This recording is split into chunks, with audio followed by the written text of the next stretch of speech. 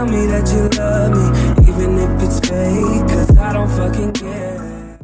Hey, what is up you guys? This is Nacho here and welcome back to another Call of Duty Infinite Warfare video. Now today's video is going to be something a little bit different, but something that I hope to do more of in my channel. So if you guys are going to like this style of video, be sure to let me know in the comment section below. But for those of you that don't know, we have a huge Call of Duty event going on right now. Today is the last day. We have COD CHAMPS going down in Orlando right now. All the best players of Call of Duty are getting together and playing for some money. Now we have one of these craziest games, or one of the craziest games that I've ever seen in Infinite Warfare happen just yesterday. We had Team Envyus versus EUnited, and we have one of the greatest uplink comebacks ever. Now what I'm showing you guys in the beginning is they end the first round 9-0, and they start the first round getting scored on yet again, and they're down 10-0. What I hope to showcase in this video is how Envyus made the comeback, letting you guys know the key decisions that fell into place for them and how they were able to make this comeback. Now, starting this off right away, I just want to get right into the meat and potatoes of this video, guys, showing you exactly what they did to switch this around, because there's not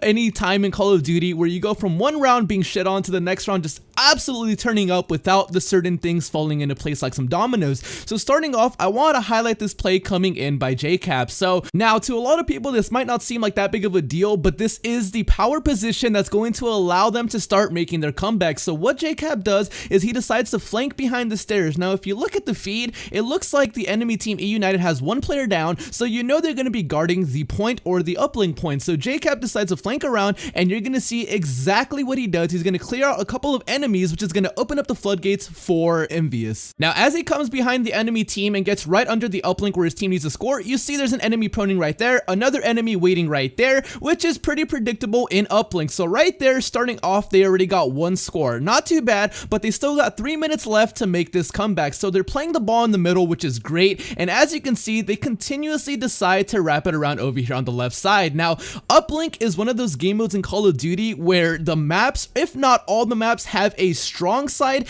and a weak side. Precinct, the strong side, is the side that Envyus has right now, where, as you can see, they're pretty much just throwing the ball to each other and scoring. Now, they just scored 3 times back to back to back in the span of 30 seconds. How did they do that? Like I said, you don't just go from getting slapped to scoring non-stop back to back to back. As you can see, they've immensely closed the gap already. Now, for starters, something we should all know is that every map in Call of Duty has 3 lanes to it. The left lane is the red lane where most enemies are going to be at, aka the gas station side of the map. The blue line is pretty much the middle choke point or the middle room in Precinct that a lot of people seem to go through. Especially if you're playing uplink, you are going to need to go through that middle room if you want to have ball control. You are going to see Envyus does a fantastic job because they control the right side of the map, the green lane. Now, why is this green lane such a powerful position on this map? Simple, guys. By Envyus controlling this right side of the map, they then forcibly force, as if that couldn't get more redundant, they force EUnited to constantly spawn in this red area where I have the arrows at. As you can see, that's pretty much the gas station, and it's gonna be easy money from there. Now, why do I say that? If you look at Envyus's positioning, they completely control the right green side of the map. Now, this is super powerful because in order for EUnited to have a chance to get the ball back, they have to either go through the middle and try to win that contention on the ball, which either way, you're going to have to go through 2 choke points in order to win that gunfight, or you're going to have to wrap up into your uplink zone and try to kill off the enemy who's defending it. Now, let's keep this gameplay going. Another thing I want to mention is, as you can see, the way Envyus seems to be playing this is they have 2 people trying to hold down that choke in the middle room, basically trying to hold the ball or trying to get control of the ball every time it resets after a score, and then you have one player staying by C flag and you have another player staying right by the uplink zone. Now, what this allows them to do is pretty much pass the ball to themselves nonchalantly, not even having to cover a lot of ground, and score the ball every 10 to 15 seconds. This is one of the best strategies I have seen for Infinite Warfare, and it's absolutely insane how much dominance on a map side can win you games, guys. Like I said, there's something I wanted to point out in this video to you guys, is that if you're getting destroyed 1 round in Call of Duty, do not get discouraged, because the thing that a lot of people seem to forget is that Call of Duty is all about map control. As you can see right here, they lose a little bit of map control, so they decide to call in their Scorestreaks. Now, granted, he doesn't get any kills, but his teammate John does get the easy cleanup, and once once again, you see the enemy there hiding under the uplink zone. That is such an easy kill for them to take on, especially if their whole team is rushing in. Now, as you can see, they are already back in this game with a minute 40 remaining. They're 10-8. So what are they going to do to try to hold on to this longer? There is something I want to point out, and that is that we have Scorestreaks on the side of Team Envyus. Right here, we have a Scarab coming in.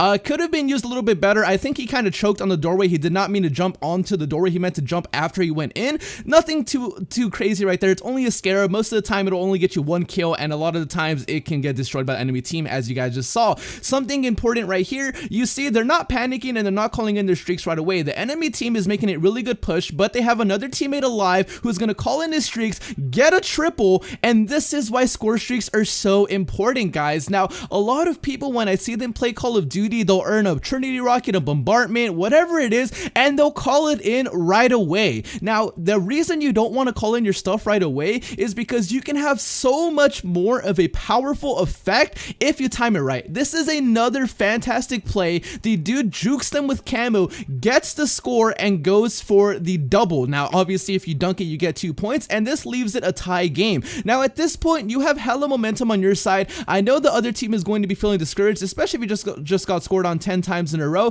The score is 10-10. It's the final seconds, so what is Envyus going to do? They're going to continue wrapping the ball around to the left side of the map, which is the power position they've been holding, and they're going to go for the 1-point score. Now, right here, personally, I would have gone for the dunk, but there's no way for them to know if there's an enemy hiding around the corner. Only us in the CODcaster mode can personally see if there's people hiding. Now, right here, as you can see, we had another Envyus player waiting for the ball, throw it out, and they go for another score. Like that, that is one of the greatest comebacks in Call of Duty history. Fantastic teamwork, controlling one lane of the map, which is an absolute power position, which is going to constantly force the enemies to spawn on gas station and make them force the engagement on you. By you controlling that seaside flag, you basically control that whole uplink zone. Now, I hope you guys enjoyed this kind of video, or this little analysis video. If you guys would like to see more of these, be sure to let me know in the comment section below. This is my first one ever, so it is going to be a little bit crappy. I'll probably get better as time goes on, but the way I'm thinking about doing this series is I'm going to open it up to subscribers. So if you guys have any gameplays and stuff that you want to send me, I'll be making a video in the coming days letting you guys know how to submit your gameplays. You know, you could be one of the best players, you can be one of the worst players. If you want tips and tricks, obviously if you're kind of a worser player or a more bad player in Infinite Warfare, those are the ones where I can give you the most tips. But don't worry about that, guys. In the coming days, I will explain. Let me know if you guys enjoyed this somewhat analysis video. As always, my name is Papa Nacho. Thank you guys for watching, and I'll catch you guys in the next one. Peace out, Nacho Nation.